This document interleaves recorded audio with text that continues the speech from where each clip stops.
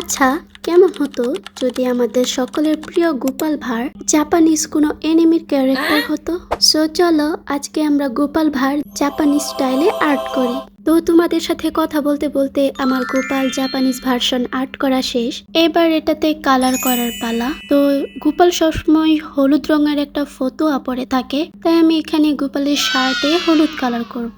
আর গোপালের কাঁধে সবসময় লাল রঙের একটা গামছা থাকে, তাই আমি এখানে একটা লাল রঙের গামছাও এঁকে দিয়েছি। আমরা দেখি গোপাল সবসময় লাল রঙের একটা ধুতিও পরে থাকে, তাই এখানে আমি মডার্ন গোপালের প্যান্ট লাল রঙের দিয়েছি।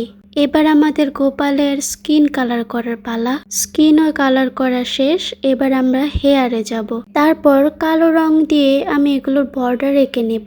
বর্ডার করলে এগুলো আরো সুন্দর লাগে, কালারগুলো ফুটে ওঠে। তো আমাদের গোপাল আর্ট করা ডান। কেমন হয়েছে সবাই কমেন্ট করে কিন্তু জানাবা তোমাদের কাছে মডার্ন গোপাল কেমন লাগলো। তো আজকের ভিডিওটা এ পর্যন্তই। সবাই ভালো থাকবা, টাটা।